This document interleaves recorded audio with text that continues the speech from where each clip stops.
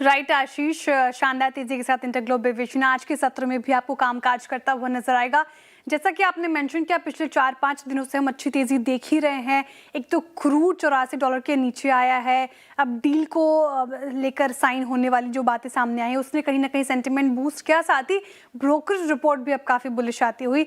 तो जेफरीज की रिपोर्ट आई है सुबह, जो हमने CNBC आवाज़ के दर्शकों को सबसे पहले बताया था।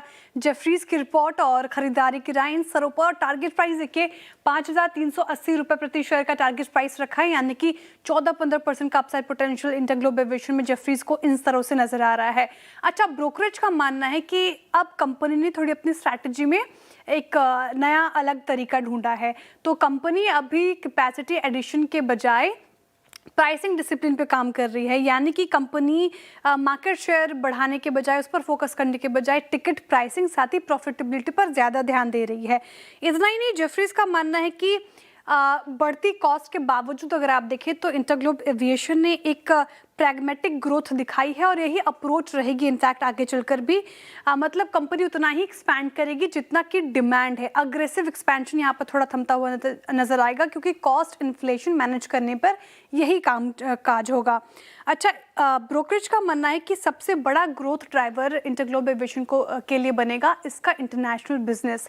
इंटरनेशनली कैसे एक्सपैंड कर रही है कंपनी, वहाँ पे क्या काम काज कर रहा है, वो सबसे बड़ा ग्रोथ ड्राइवर बनेगा, जो कि आगे चलकर अर्निंग्स को सपोर्ट करेगा।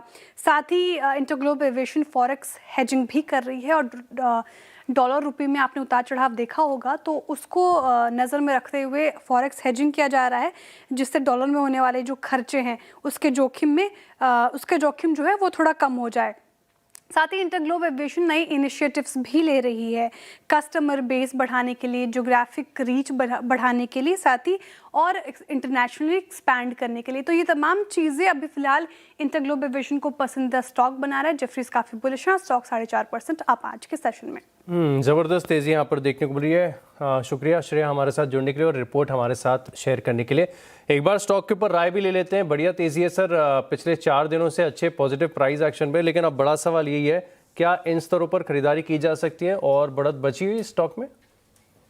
जी आशीष जी, थोड़ा सा इनफैक्ट ये हमारे रडार पे भी था, लास्ट फ्राइडे से है, बट आज अब पिछले 2 दिनों में जो मूव आ चुके हैं, अब इन लेवल्स पे अब थोड़ा सा चेज करना डिफिकल्ट है, क्योंकि स्विंग करीब करीब 9-9.5% के 2 दिन में देखने मिल चुके हैं हमें। तो यहाँ पे कोई डिप आए तो ही खरीदारी की सलाह रहेगी। 4850 के आसपास में एक स्टॉप लॉस मेंटेन करना चाहिए जिनके पास भी लॉन्ग है। स्टॉक वेल प्लेस्ड है 5050 और 5100 तक के लेवल्स निकालने के लिए। ठीक है, चलिए कुछ और